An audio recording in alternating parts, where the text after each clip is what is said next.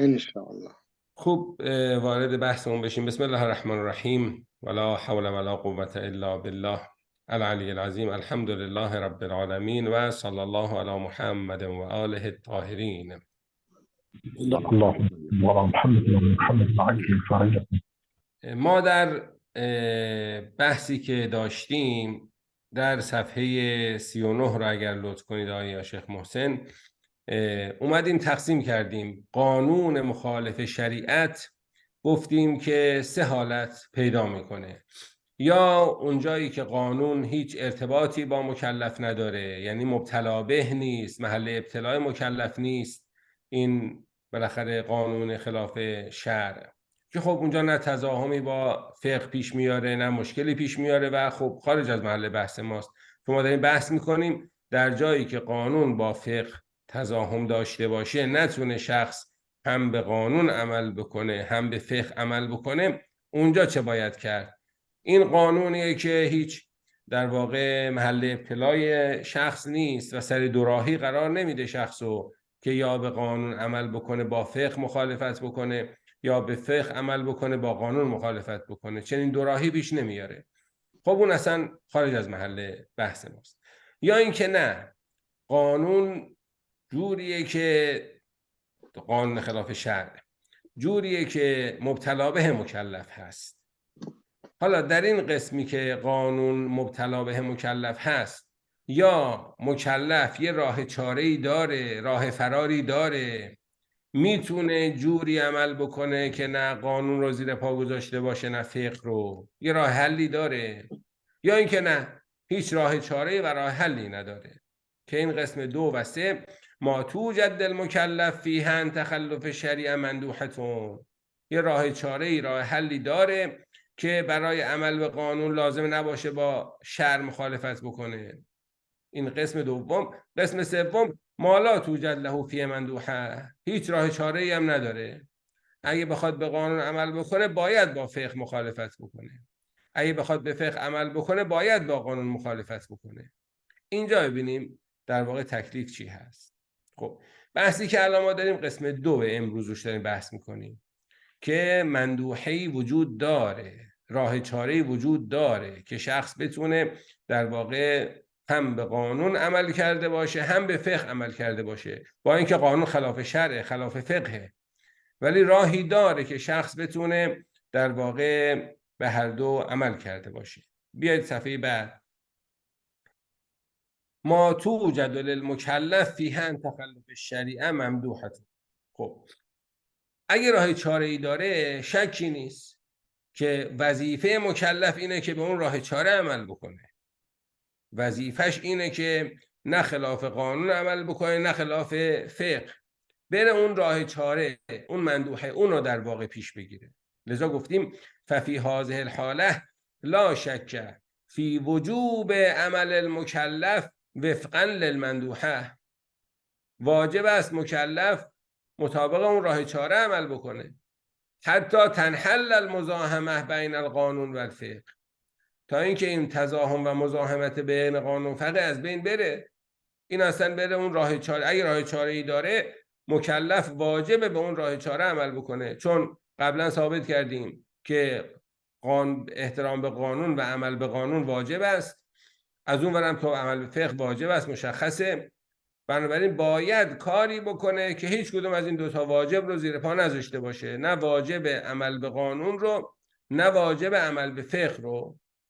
و هذا هو طریق الجمع بینهما، راه جمع بین واجب عمل به قانون و واجب عمل به فقه اینه که به اون راه چاره عمل بکنه. والجمع مهما امکن اولی من الطرح، اینم که از قبل ما تو طلبگی یاد گرفتیم، هر جا بشه جمع کرد و به هر دو عمل کرد بهتر از اینکه یکیشو کنار بذاریم. بنابراین فیجب علی المکلف ان یبحث عن المندوحه المحتمله فی البین، اون راه چاره‌ای که احتمال داره اینجا راه چاره‌ای باشه بره جستجو بکنه، بره دنبال بکنه. اگر جایی برخورد کرد به قانون مخالف فقه، بره دنبال راه چاره بگرده، بره دنبال مندوحه بگرده، جستجو بکنه. فیجب علی المکلف ان یبحث عن المندوحه المحتمله فی البین احتمال بده که توی یه قانون مخالف فقه یه راه چاره‌ای وجود داره، بره دنبالش بگرده، لیجدها و یختارها و یجمع بین العمل بالقانون و الفقه، بره جستجو بکنه، بگرده، راه چاره‌ای پیدا بکنه تا او رو اختیار بکنه تا بین عمل به قانون و عمل به فقه جمع کرده باشه، دنبال راه چاره بگرده. حالا بیایم تو مثال. ففی مثال تزویج ثانی، اونجا که میخواد یه همسر دوم اختیار بکنه، خب این یه حق شرعیشه، از اون طرف هم خلاف قانونه. راه حلش چیه؟ راه حلش اینه که خب حالا باید اصلا از حق، از خیر تزویج دوم بگذره، یا از اون امکانات و حمایت های دولت از این شخصی که همسر داره یه بالاخره حق همسری بهش میدن، یه حمایت مالی میکنن تو زمینهای مختلف، از اون چشم پوشی بکنه. به این ترتیب نه خلاف قانون عمل کرده نه خلاف فقه، همسر دوم بر فرضم اختیار کرده، از اون حمایت ها چشم پوشی کرده و این چیز خیلی چون روشن هم هست، خیلی معلوم هم هست، این خیلی بحثی هم نداره. ففی مثال تزویج ثانی یکون الواجب علی المکلف اما غض نظره عن حقه الشرعی فی تزویج ثانی، یا باید از این حقش بگذره، بگه من حق دارم که همسر دوم اختیار بکنم، ولی چون میبینم اینجا قانون مخالفه، من اینجا از این حق خودم میگذرم. و اما غض نظره اما یستحقه به اعتبار زوجته ثانیه، یا اینکه از اون چیزی که مستحق او هست، اون حمایت هایی که، اون حقی که، اون حمایت مالی که مستحقشه، به اعتبار زن دوم از اون چشم پوشی بکنه، نخواد بره یه راهی پیدا بکنه، یه کلکی سر قانون سوار بکنه، یه جوری مثلا که اون به اون مثلا حمایت مالی هم برسه. ممکنه بالاخره یه جاهایی یه کلکایی بشه سوار کرد که بالاخره این تخلف از قانون اتفاق بیفته. نه، چون قانونا زن دوم رو اینجا مجاز نمیدونن، این بگه خیلی خوب من از اون حق مثلا اون حمایت های مالی نسبت به زن دوم میگذرم، نمیرم یه جوری خلاف قانون عمل بکنم که اون حمایت رو هم بگیرم، چون خلاف شرع میشه دیگه اینجوری. و هذا لعدم وجوب تزویج ثانی، اون که از تزویج ثانی بگذره خب خلاف شرع نکرده، چون تزویج ثانی که واجب نیست. و عدم وجوب تحصیل ما یستحقه لو کانت زوجه ثانیه قانونیتا، برفرض اگه زوجه دوم قانونی بود، اون حمایت مالی که واجب نیست گرفتنش که، بنابراین این حقی که به واسطه زوجه میدن این واجب نیست اخذش، بنابراین تخلفی نکرده. فیجمع بین العمل بالقانون و العمل بالفقه، به این ترتیب بین عمل به قانون که میگه زوجه دوم جایز نیست قانوناً، یعنی حمایت مالی نمی‌کنیم ازش دیگه، ولی کسی رو به خاطر زن دوم گرفتن که مجازات نمی‌کنن، که حمایت مالی نمی‌کنن، پس به عمل به قانون کرده، عمل به فقه هم کرده. این حالا یه مثال خیلی مثال مشهور در انقاذ غریق. انقاذ غریق مثال چیه؟ همه آشنا هستید دیگه باش، که مثلا یک فردی داره در استخری غرق میشه و برای نجات دادن این شخص من لازمه از یه زمین غصبی بگذرم، در غصب مرتکب بشم، یه حرام غصبی رو مرتکب بشم برای اینکه برم یک فردی رو که داره توی استخر غرق میشه نجاتش بدم. خب حالا اگر من راهی دارم که برم این زمین رو دور بزنم، از پشت زمین برم لب استخر و این فرد رو نجات بدم، باید من این کارو بکنم. اگر من راهی دارم برای انقاذ غریق که به اون وجوب انقاذ غریق عمل بکنم و این حرام ورود در زمین غصبی هم مرتکب نشم، خب من باید این کار مندوب هست دیگه، یه راه چاره است. من میتونم این زمین رو دور بزنم، راه هم دور میشه، زحمتم زیاد میشه، به مشکل مواجه میشم، ولی واجب این کارو بکنم که برم زمین رو دور بزنم، از اون ور بیام لب استخر و این شخص رو نجات بدم. این اگر امکان داره باید من این کارو بکنم. و کمثال المشهور فی انقاذ الغریق، این هم اشتباه نوشته فریق، باید غریق باشه. فی انقاذ الغریق فإن وجد المکلف طریقا من خارج الارض المغصوبه للوصول الى الغریق، اگر مکلف یه راهی پیدا میکنه از خارج زمین غصبی که به اون غریق برسه و انقاذهی و اونو نجات بده، فعلیه واجب بر مکلف هست، البته علل مبنا. همونطور که در جلسه قبلم گفتیم، اختلاف مبناییه که ما داریم با قوم که آقایون بنابر قاعده اهم و مهم میگن نه اینجا اصلا میتونه، لازم هم نیست، که ما میگیم نه، ما تا جایی که میشود قاعده اهم و مهم انقدر دیگه در واقع کشش نداره که ما هر چیزی رو زمین بزنیم. فعلیه علل مبنا، حالا این اشاره است به این که بر مبنای ما ان یختاره و یسلکه بدلا عن وروده فیها در ارض غصبی، بر مکلف واجب است بنابر مبنایی که حالا توی بحث قاعده اهم و مهم و اینها ما بحثش کردیم تو اون کتابی که خدمتتون هست، بر مکلف واجب است که این راه خارج زمین غصبی رو اختیار بکنه و او رو به پیماید یسلکه بدلا از این که وارد زمین غصبی بشه برای نجات غریق، از اون راه بره. خب این یه بحث کلی. حالا بیایم در ما نحن فیه. مندوحه، راه چاره ای که گفتیم، خب صورتهای مختلفی میتونه داشته باشه. یکیش اینه که شخص بیاد شغلش رو عوض بکنه. اگه شغلش مستلزم اینه که طبق قانون خلاف شرع مرتکب بشه، بیاد عوض بکنه شغلشو. یا اگر میبینه در این کشور زندگی کردن قانون این کشور جوریه که این لازم میاد اگه بخواد طبق قانون عمل بکنه خلاف شرع مرتکب بشه، اگه بخواد طبق فقه عمل کنه قانون زیر پا بگذاره، کشورشو عوض کنه، پاشه بره کشور دیگه. اگه تو آلمان میبینه اینجوریه، پاشه بره فرانسه.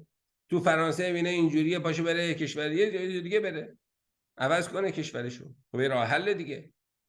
اگه میتونه با تغییر شغلش، این خانم الان میبینه مثلا کارمند بیمارستانه، تو بیمارستان هم حجاب ممنوعه، میخواد بره بیمارستان، مجبوره که یا قانون رو زیر پا بذاره یا فقه رو زیر پا بذاره. خب عوض کنه بره کارمند بانک بشه، بره کارمند یه اداره دیگه ای بشه، شغلش رو عوض کنه. خب این یه راه چاره است دیگه، واجبه که این کارو بکنه.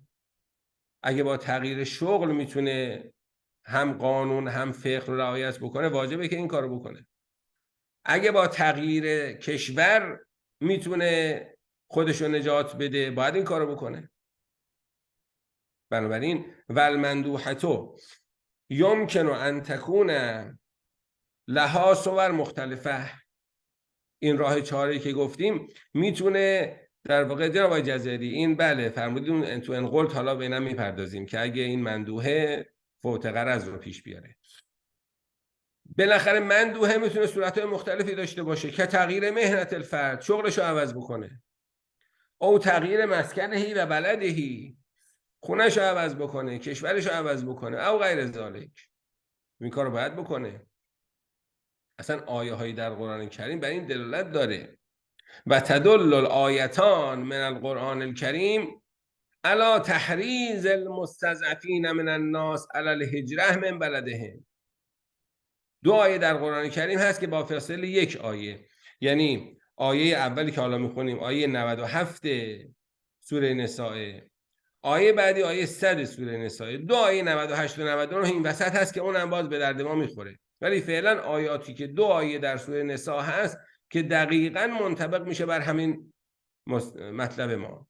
و تدل الآیتان من القرآن الکریم علی تحریض المستضعفین من الناس علی الهجرة من بلدهم، کسانی که در واقع افراد ضعیف جامعه هستند، افرادی که تحت فشار هستند، افرادی که زورشون نمیرسه، نمیتونند به ضوابط دینیشون عمل بکنن.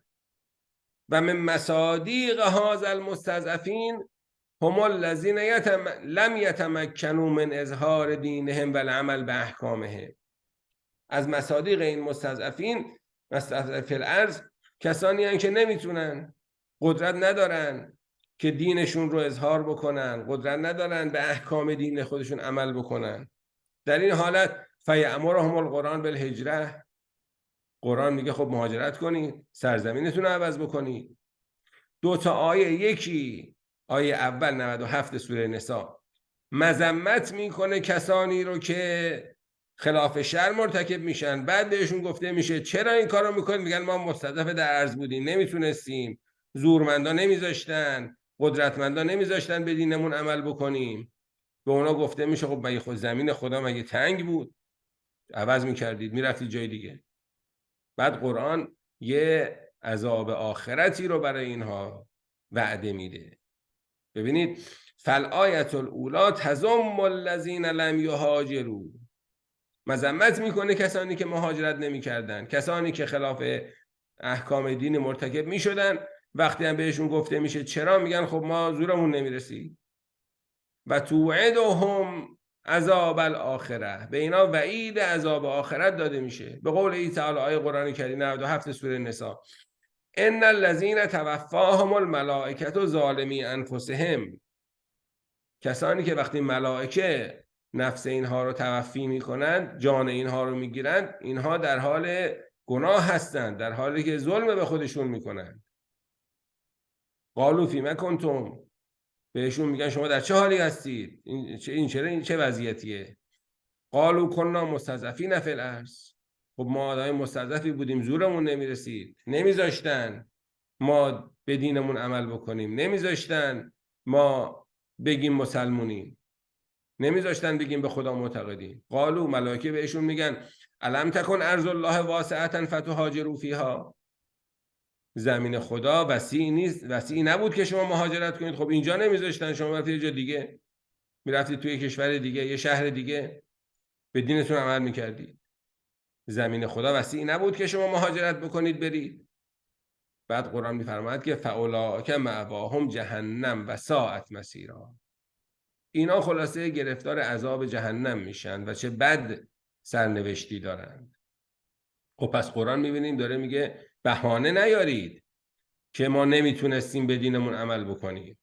راه باز، زمین خدا وسیعه، برید جای دیگه، برید شهر دیگه، کشور دیگه که بتونید به دینتون عمل بکنید. پس این بهانه در پیشگاه خدا پذیرفته نیست که کسی بیاد بگه اینجا قانون نمیذاشت من به دینم عمل بکنم، عوض کن برو جای دیگه که بتونی هم به قانون اونجا عمل بکنی هم به دینت عمل بکنی. پس این آیه لسانش لسان مذمته. آیه 100 سوره نساء لسانش لسان تشویقه، لسان تحسینه نسبت به کسانی که حالا مهاجرت کردن. پس اونایی که در یه سرزمینی واقع شدن که اونجا مستضعف هستند، تحت ستم هستند، تحت فشار هستند، نمیتونن به وظایف دینشون عمل بکنن، در آیه 97 مذمتشون میکنه. اونایی که مهاجرت کردن، رفتن سرزمینشون رو عوض کردن، تونستن در واقع دینشون رو حفظ بکنن، تونستن به دینشون عمل بکنن، اونا رو تعریفشون میکنه. والآیة الثانیه تبین مقام المهاجرین فی الاخره، در آخرت چه مقامی دارن کسانی که هجرت کردن. و اجرهم العظیم عند الله تعالی به قوله و من یهاجر فی سبیل الله، حالا کسی که در راه خدا مهاجرت میکنه به واسطه اینکه بتونه به وظایف دینیش عمل بکنه، از اون سرزمینی که به اون انس گرفته، سابقه داره اونجا، سالها اونجا زندگی کرده، مهاجرت میکنه میره یک کشور دیگه. یجد فی الارض مراغما کثیره و سعه، خدا او رو برکات فراوان، گشایش فراوان، خلاصه خیلی خدا او رو حمایت میکنه، چون این به خاطر دین خدا فی سبیل الله اومده از سرزمین مورد الفت و انس خودش مهاجرت کرده، رفته کشور دیگه، اینجا خدا او رو سرشار از برکت میکنه. و من یخرج من بیته مهاجرا الی الله و رسوله ثم یدرکه الموت، این کسی که از خونش خارج شده فی سبیل الله داره مهاجرت میکنه، برفرض به اون سرزمینی که میخواست بره نرسید. مثلا از آلمان حرکت کرد به خاطر اینکه اینجا شرایط جوریه که این سر دوراهی گیر کرده که نمیتونه هم دیندار باشه هم در واقع به قانون احترام گذاشته باشه. پا شد، بار سفر بست و حرکت کرد، رفت بره انگلیس. تو راه از دنیا رفت. ثم یدرکه الموت. این اجر شهدا رو داره. فقط وقع اجره علی الله و کان الله غفورا رحیما. چنین اجر اخروی داره.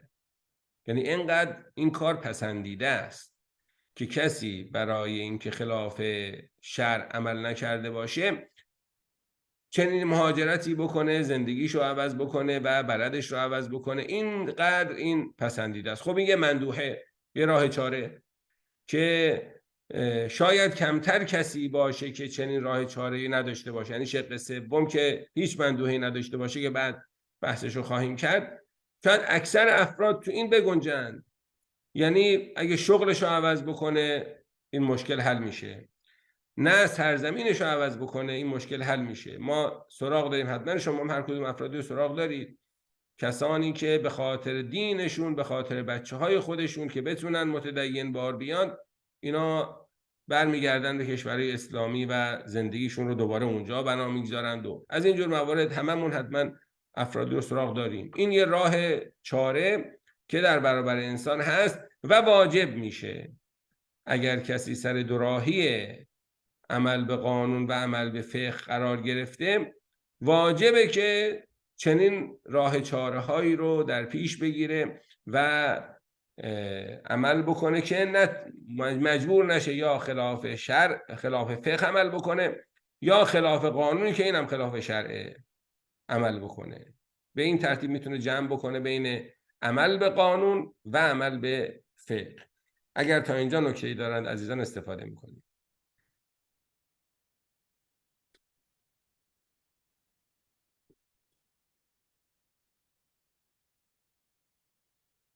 خب ظاهرا نکته ای نیست. حاج آقا ببخشید، من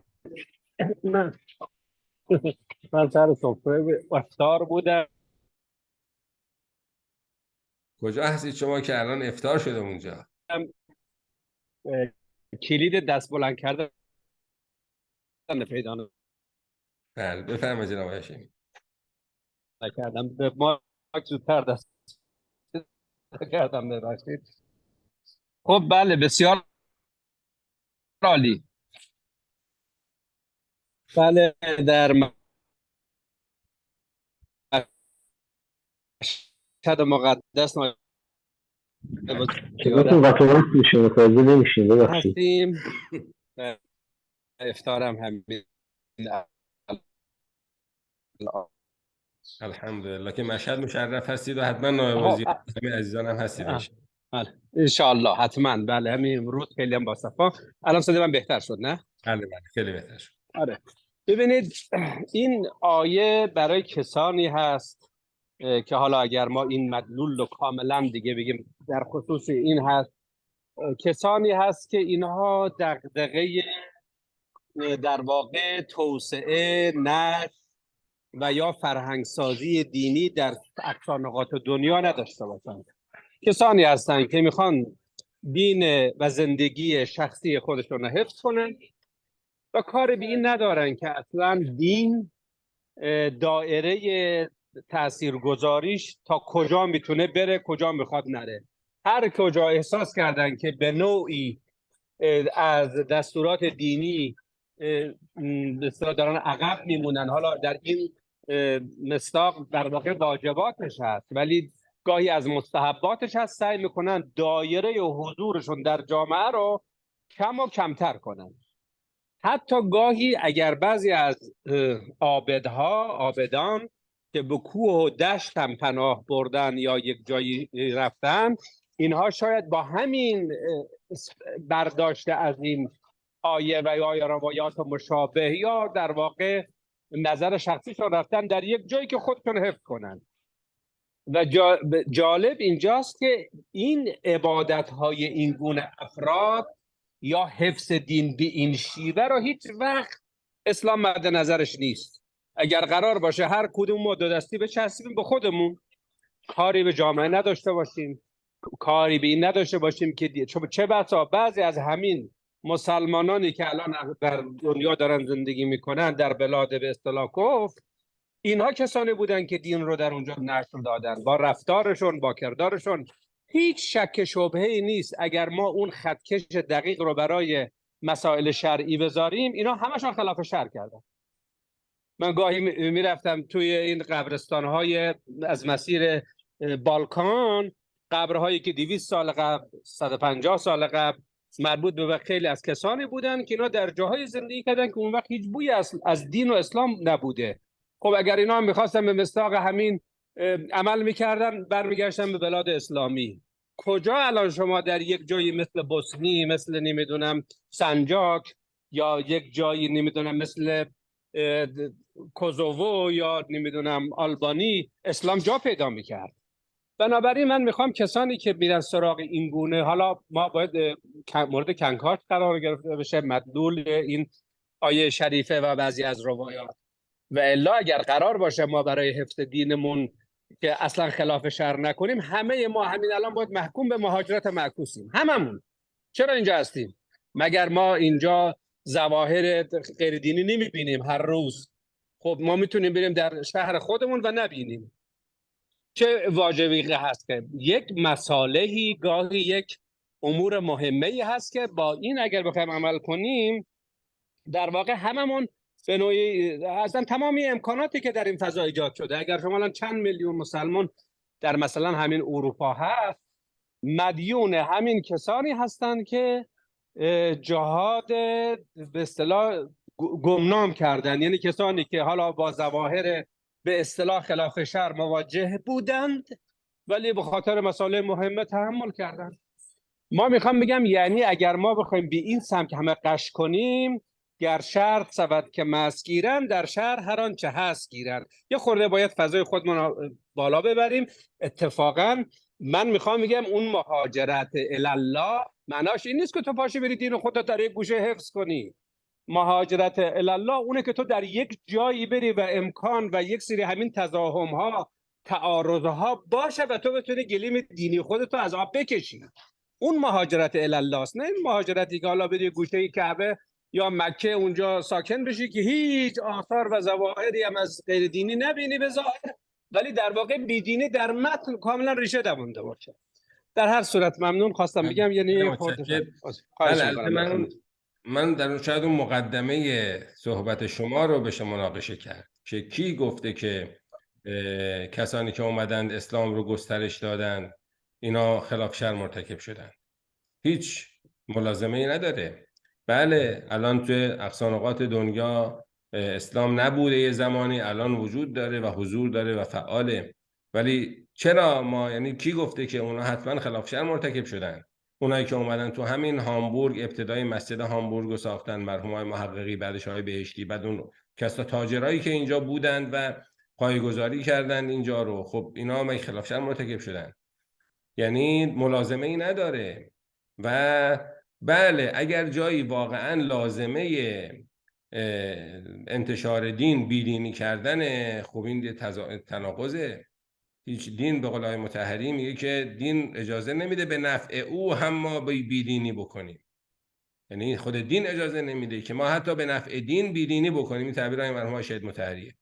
یعنی لازمش بیدینی نیست. انتشار اسلام در اقصانقاط دنیا می شود کسی، اگر شما این منظره های بی‌حجابی تو خیابون رو میگید، اونم که مشکلش حل، روایت میفرماد لا بأس بالنظر الی شعور نساء اهل ذمه لانهن اذا نهین لا ینتهین. معیارش اینه که لانهن اذا نهین لا ینتهین، هر چقدر نهیشون بکنید عمل نمیکنن. این لا بأس بالنظر الی شعورهم، نگاه کردن به بله رفتن توی جلسات دنسینگ و فلان و اینا اون خلاف شرع، اونم میگم چیزی نیستش که.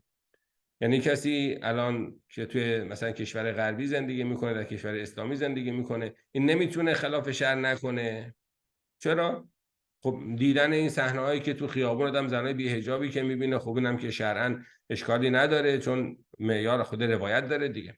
و لذا بله کسی که بخواد به قصد گناه و به قصد نگاه بکنه خب بله اون خودش قصدش، وگرنه اینطور نیست که بگیم که توی هر کشور غیر اسلامی اولین افرادی که میرن و اسلام رو منتشر میکنن حتما دارن خلاف شرع مرتکب میشن. نه، هیچ ملازمه ای نداره. و بنابراین ما داریم بحث جایی میکنیم که شخص نتونه هم به قانون عمل بکنه هم به فقه عمل بکنه، که خب این الان با توجه به این گسترشی که اسلام پیدا کرده شاید مواردش هم کم باشه، ولی مثلا دیدیم تو فتوایی که از آیت الله آزمای سیستانی دیدیم، ایشون میفرمایند که عمل به قانون در کشور غربی لازم است، واجب است، مگر قانون خلاف شرع. خب همین مشکل تو همین قانون خلاف شرعه که اگر قانون خلاف شرعی اینجا باشه چی کار باید کرد؟ و الا اون قانونی که خلاف شرع نیست خب بله عمل به اون قانون واجب است، ولی اون قانونی که خلاف شرعه چه کار باید کرد؟ که اون اومدیم تقسیم کردیم، یا محل ابتلای من نیست که خب مشکلی باش ندارم، محل ابتلای من هست یا راه چاره‌ای پیدا بکنم، شغلمو عوض بکنم، یا دیگه خیلی موارد نادر پیش میاد که لازم باشه اصلا من کشورمو عوض بکنم، خب اونم باید انجام داد. این معنی این نیست که همه در واقع بکشن کنار و اینها. حالا این مسئله ای که آقای جزایری هم توی پاورقی گفتن، تو این چت الان نوشتن که بحث مدرسه، خب بله باید یه فکری کرد واقعا. یعنی بحث مدرسه فرزندان، بعضی وقتا ما بعضی خانواده ها برخورد میکنیم اینجا که اینا به خاطر اینکه بچه هاشون تو مدرسه مثلا آموزش چیز ببینن پا میشن میرن ایران. به قول یکی از رفقای هم مرکز اسلامی هامبورگ من میگفتش که حالا این بنده خدایی که از آقایون اینجا که به این خاطر رفت ایران، یکی دیگه از رفقا میگفتش که خب او الان امکانو داره که بره ایران، مایی که امکان رفتن نداریم، مایی که اینجا داریم زندگی میکنیم، برای بچه‌هامون چه کار میتونیم بکنیم؟ باید یه فکر آدم بکنه، راه حلی بیاندیشه.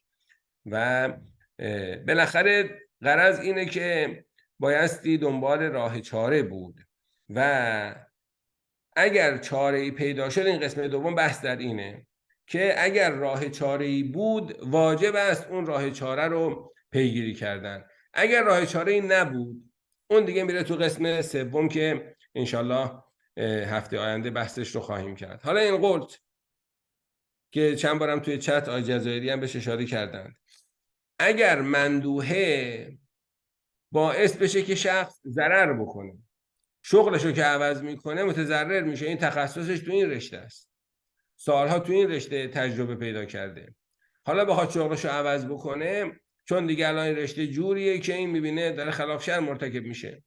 مخصوص اینجا هم نیستا، یه تاجر خیلی قدیمی با سابقه ای در ایران تو بازار تهران، این شاید قبلا گفته باشم چند سال پیش شون گفتش که من دیگه کارو گذاشتم کنار چون الان وضعیت بازار جوری شده، متاسفانه او میگفت که نمیشه آدم شرعی پول در بیاره، منم که دیگه پیرمردم و تا آخر عمرم دارم که بخورم و بچه‌هام هم که رفتن سر خونه زندگیشون دیگه اصلا نشسته تو خونه از اون ذخیره هاش استفاده میکنه تا وقتی حالا بالاخره زندگیش تموم بشه و اینها. خب بنابراین تو کشوری اسلامی هم ممکنه یه همچین دوراهی شخص پیدا بکنه که خب شغلش رو عوض بکنه بره یه شغل دیگه. حالا تغییر شغل ممکنه برایش ضرر داشته باشه، سالها تجربه کرده، سالها خلاصه چیز داشته، همه اونا رو بخواد بذاره کنار بره مثلا، خب بله این ضررها هم ممکنه باشه، ولی باید ملتزم بشه. حالا اگر ضرری باشه که قاعده لا ضرر او رو در بر میگیره، یعنی ضرر متنابه که قاعده لا ضرر میاد رو نفیش میکنه، اینجا بالاخره چه کار باید کرد؟ این قلت بحث اینه که حالا آقای هاشم اگر قبل از این قلت، شما اگر راجع به این قلت بذارید بخونیمش، اگر قبل از این قلت بله من میخوام تایید فرمایشات شما با این حرف در واقع خواستم بگم که مصادیق خلاف شرعی خیلی از ماها در نگاه اول فکر میکنیم اینا خلاف شرعه و فوری باید مهاجرت کنیم معکوس یا گلیم به خود. میخوام بگم خیلی دایره وسیع اینجا، عنصر مکان، عنصر زمان، فضاهاش، به رسمیت شناختن بعضی از فرهنگ‌ها و سنت‌هایی که برای خودشون، نوع ازدواج‌هاشون، اینا چیزایی هست. و اتفاقا می‌خواستم از همین استفاده کنم، پس اونها از ترس اینکه مبادا خلاف شرع بکنند از خودشون رفع مسئولیت نکردن، با مسئولیت آمدن و برای خودشون زمینه سازی کردن، موضوع شناسی کردن و احکام جدیدی رو در موضوعات جدید به کار بردن تا تونستن الان به این موفقیت امروزی برسن. من میخوام بگم مصادیق خلاف شرع خیلی در جاها قابل تفسیر و تغییره. اینجور نیست که تا ما یک چیز رو دیدیم که در یک جایی مثل کشور خودمون یا شهر خودمون به ظاهر خلاف شرع تلقی میشه پس اینجا هم همین جوره. نه، عالمش عالم متفاوتی است. سپاسگزارم. احسن.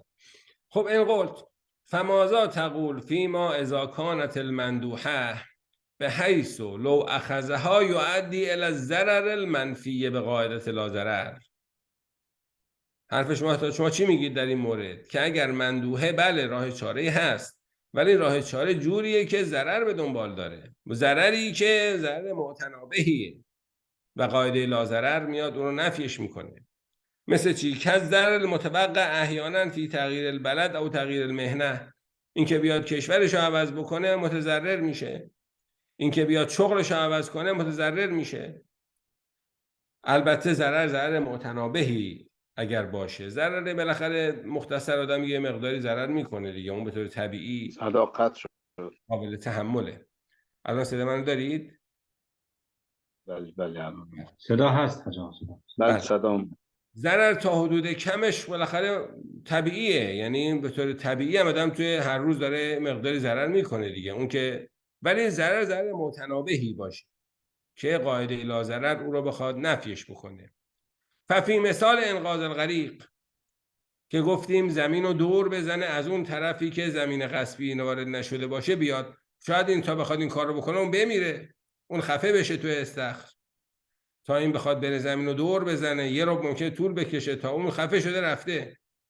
ففی مثال انقاذ الغریق ان کان الطریق الخارج عن الارض المغصوبه بحیث لو اختاره المکلف و سلکه یؤدی الی فوت الغریق. اگه این بخواد بره این زمین رو دور بزنه از اون طرف بیاد که وارد زمین مردم نشده باشه و خودشو به استخر برسونه تا بیاد این کارو بکنه اون مرده. فمل حل، حالا چه راه چاره چیه؟ پس بالاخره این مندوحه‌ای که شما میگید ممکنه ضرر منفی به قاعده ضرر رو ایجاد بکنه، ممکنه اصلا باعث فوت اون غریق بشه. جواب ما اینه که خب این در واقع میشه عدم المندوحه، این دیگه بس راه چاره نشد، این چاره دیگه چاره نیست. باید بریم تو قسم سوم که مندوحه‌ای در کار نیست، چون این مندوحه ظاهرش راه حله ولی راه حلیه که منفی به قاعده لا ضرره یا باعث فوت اون بالاخره غرض از بین رفته. پس این عدم المندوحه هست در واقع، نه مندوحه. قلتو هذا الفرض یکون به معنی عدم المندوحه واقعا. این پس در واقع عدم المندوحه است، مندوحه ای نیست، چاره ای نیست، چون این داره فوت غرض میکنه. چرا؟ لفوات الغرض عند اخذها حسب الفرض، چون فرض این قلت این بود که این داره در واقع اون غرض رو از دست میده. خود همین هم خلاف شرع دیگه، قاعده لا ضرر میگه لا ضرر و لا ضرر فی الاسلام. پس این مندوحه‌ای که ضرر داره لا ضرر فی الاسلام، اینو نمیشه به اسلام نسبت داد. بنابراین این میره توی عدم المندوحه که حالا اونجا انشاءالله تو عدم المندوحه این رو هم مندوحه دارای ضرر رو هم بحث رو خواهیم کرد. بالاخره این میره تو عدم المندوحه. فلا مندوحه منتجه فی البین، پس یه راه چاره نتیجه بخشی در کار نیست، میشه عدم المندوحه. علامه نعم، بله. حالا بازم برمیگردیم به همون بحثی که ما تا قاعده اهم و مهم داشتیم. بنابر مبنای فقها که قاعده اهم و مهم رو تو همه جا سرایت میدن، هر جا دو تا حکم با هم تقابل پیدا کرد، دو تا واجبه، دو تا حرامه، یه واجب و حرامه، با هم دیگه تقابل پیدا کرد، میان میگن اهم و مهم رو بسنجی، مهم رو فدای اهم بکنی. بنابراین مبنا که البته ما گفتیم توی این مناقشه داریم، گفتیم همه جا نمیشه قاعده رو پیاده کرد. قاعده اهم و مهم فقط در اون جایی که پای جان انسان در کار باشه میشه یه مهمی رو فدای این اهم کرد که جان انسانه. ولی در غیر جان انسان نمیشه آدم برداره به صرف اینکه این اهم اون مهمه، مهم رو فدای اهم بکنه. اینو ما درش اشکال داریم. ولی خب حالا مبنای قوم مشهور اینه دیگه، که میگن همه جا تو هر دو تا حکمی که با هم تقابل کرد شما اهم و مهم بکنید، مهم رو فدای اهم بکنید. وقتی اینجوری باشه خب حالا باید ببینیم ضرری که این مندوحه داره اهمه یا مخالفت با اون حکم شرعی اهمه. هر کدوم که اهم بود مهم رو فدای اهم بکنید. این پس بنابر مبنای قوم جواب این انقلت مشخصه. این مندوحه یه ضرری داره، خب که اینم خلاف دستور لا ضرر فی الاسلام دیگه. از اون طرف ما یه خلاف شرعی رو ما برای فرار از خلاف شرع مرتکب شدن رفتیم سراغ مندوحه. خب یه خلاف شرعیه، باید ببینیم ضرر این مندوحه اهمه یا مفسده اون حرام اهمه. هر کدوم اهم بود مهم رو فدای اهم میکنیم، یا میگیم نه مندوحه رو پیگیری نکن، همون حرام رو مرتکب بشو، قانون رعایت کن، این خلاف شرع مرتکب بشو چون اون مهمه، این ضرر مندوحه اهمه. یا نه اگر این ضرر مندوحه مهم باشه و اون اهم باشه میگیم خب این ضرر رو متقبل بشو و اون خلاف شرع رو مرتکب نشو. دیگه باید بین اون خلاف شرع و این مندوحه که دارای ضرر هم هست اهم و مهم بشه طبق قاعده اهم و مهم علی مبنی القوم. نه علی مبنی القوم من النظر الی الاهمیه. مبنای قوم که این هست که ما باید ببینیم اهمیت کدوم اهم، کدوم مهمه، کدوم ارزشش بالاتره و اعمال قاعده الاهم و المهم فی کل تقابل الحکمین، که مبنای قوم اینه که ما در جایی که تقابل دو حکم باشه بایستی اهم و مهم رو تشخیص بدیم و قاعده رو اعمال بکنیم، یعنی مهم رو فدای اهم بکنیم. یجب الاخذ بالمندوحه ان کان الضرر المترتب علیه اقل اهمیتا من مفسدة مخالفت الحکم شرعی.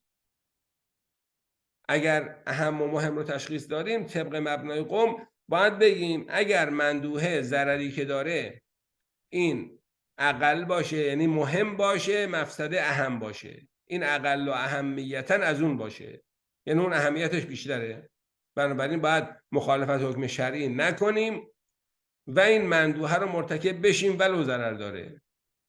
اگر برعکس شد دیدیم این ضرری که اینجا داره مثل مثال انقاذ غریق که میبینیم داره غریق اصلا میمیره، در واقع اونجا دیگه مسلمه که ما بایستی این مندوحه رو انجام ندیم چون نتیجه این مندوحه از بین رفتن این غریقه. پس بعد از این مندوحه صرف نظر بکنیم، مرتکب غصب بشیم چون مفسده اون غصب کمتر از مفسده این غریقه. البته این جاییه که ما هم با قوم همراهیم، ما میگیم قاعده اهم و مهم در جایی که پای انسان در کار باشه عمل میکنه.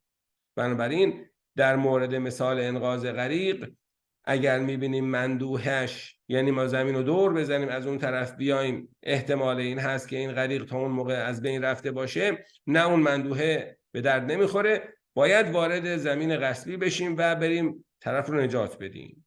بنابراین بنابر مبنی القوم اینجا عدم المندوحه نیست، مندوحه است، ولی باید نسبت سنجی بشه بین اهمیت ضرری که این مندوحه داره و مفسده‌ای که اون خلاف شرع داره. هر کدوم که اهم بود اون یکی رو فدا میکنیم، مهم رو فدای اهم میکنیم. نعم علی مبنی القوم من النظر الی الاهمیه و اعمال قاعده الاهم و المهم فی کل تقابل الحکمین، که اشکال ما در قوم همینه که در هر تقابل حکمینی نمیشه قاعده رو اعمال کرد، ولی قوم نظرشون اینه که در هر تقابل حکمینی اعمال میشه قاعده.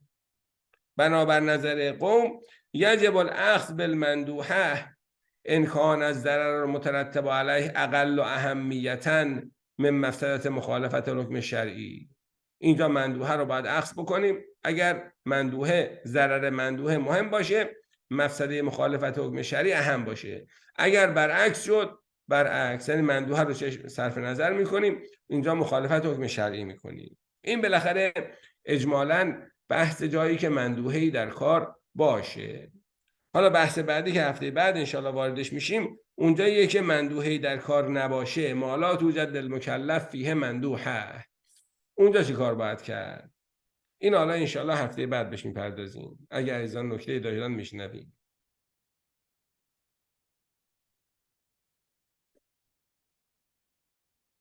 جناب آقای دیمیستانی سلام بفرمایید. علیکم. این اهم و مهم مثل اینکه قاعده عقلی همیشه در همه چیزهای اگر تعارض دارن بین مهم و اهم، چه اهم تقدیم، عقلا که اهم تقدیم میکنن. اگر مسئله قتل و موت و اون چیزی یا مسائل دیگه هم مسائل دنیا هم اگر تعارض دارن، خب معمولا عقل میگه و اهم تقدیم کنی بر مهم.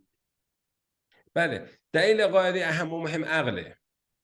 مرحوم آیه اسد محمد حسینی شیرازی در اون کتاب اشالا ما آوردیم، ایشون اومده برای قاعده اهم و مهم دلیل از کتاب و سنت و اجماع و عقل آورده که ما مناقشه کردیم. نه دلیل قرآنی داره، نه دلیل روایی داره، نه دلیل اجماعی داره. تو اجماع هم در کار نیست، اختلاف نظر هست.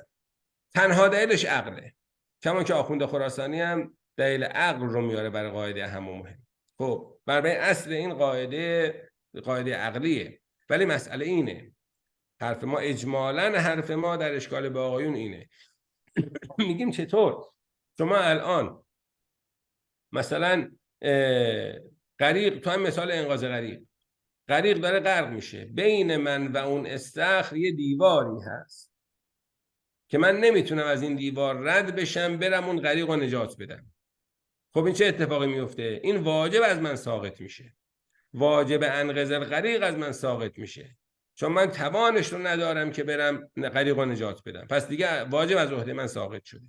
خب حالا اگر این دیوار، پس دیوار تکوینی اگر بین من و غریق باشه که من نتونم از این دیوار تکویناً رد بشم، واجب از عهدم ساقط میشه. اگر این دیوار تشریعی باشه، یه حرام الهی باشه، خب من این دیوار رو میتونم خراب کنم و نمیتونم خراب کنم؟ این دیوار تشریع رو من میتونم خراب کنم یا نه؟ باید شارع خودش اجازه بده. چطور اگر دیوار تکوینی بود واجب از عهده من ساقط میشد، وقتی دیوار تشریعی هم در مقابل من هست اگر شارع اجازه نده که من این دیوار رو خراب بکنم باید اون واجب از من ساقط بشه؟ خب بنابراین ما باید بیایم ببینیم کجا شارع اجازه داده که من این دیوار تشریع رو خراب بکنم، کجا شارع من اجازه داده. وقتی میریم قرآن رو نگاه میکنیم، روایات رو نگاه میکنیم، میبینیم تنها جایی شارع به من اجازه داده که این دیوار رو خراب بکنم که پای جان در کار باشه. فقط اونجا شارع اجازه داده که من این دیوار تشریع رو خراب بکنم، حرام مرتکب بشم تا جان یه شخص رو نجات بدم.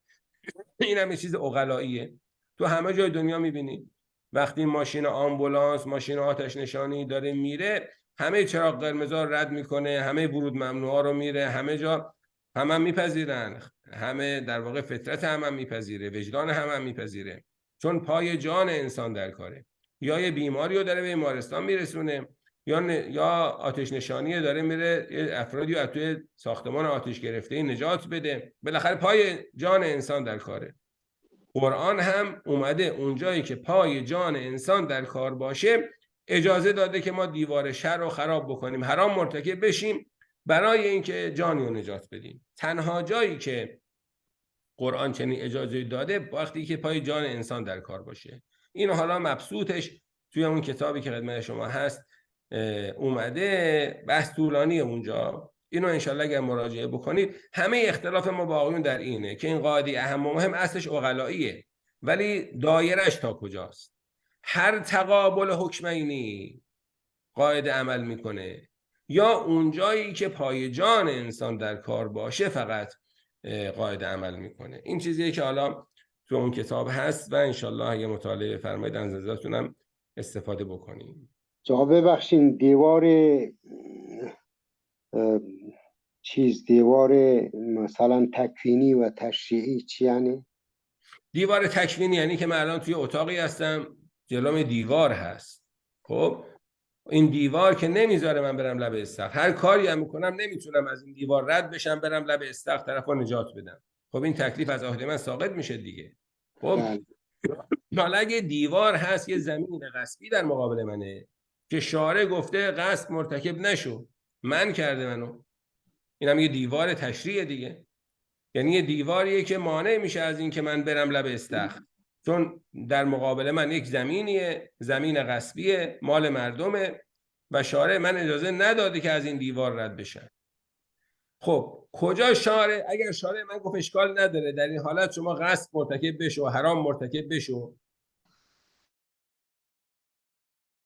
کما اینکه و دم و لحم الخنزیر و ما اهل لغیر الله به و المنخنقه و الموقوذه و المتردیه و ما اکل السبع، آخرش میگه الا ما اضطررتم الیه الا ما اضطروا الیه، مگر پای جانتون در کار باشه. همه این حرامایی که شمردیم حرامه مگر پای جان در کار باشه. تنها جایی که شارع اجازه داده این دیوار حرمت رو من بشکنم و برم جلو برای حفظ جان یا جان خودم یا جان انسان دیگریه. بنابراین اون جایی که حائل و واسطه و مانع بین من و نجات اون غریق دیوار شرع باشه، باید ببینم شارع اجازه داده این دیوار خراب بکنم یا نه. در این مورد شارع اجازه داده، بنابراین اینجا من میتونم قاعده اهم و مهم رو عمل بکنم، بگم این حرام غصب مرتکب میشم برای اینکه اون واجب نجات جان غریق ترک نشه. اگه شارع اجازه نداده بود میگفتم چطور دیوار خارجی، دیوار سیمانی جلوی من باشه، اون واجب انقاذ غیر نجات جان یک انسان از عهده من ساقط میشه، چون من نمیتونم برم لب استخر.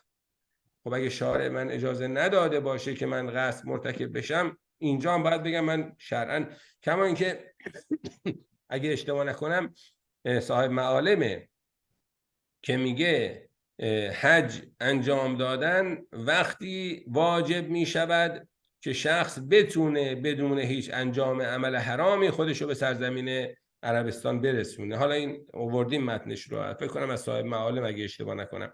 یعنی در واقع اونجا هم میبینیم که واجب اهم که حجه نمی شود به واسطه اون یک حرامی رو مرتکب بشه تا بتونه مثلا به عمل حج برسد و اینها. این منظور از دیوار تشریع این هست.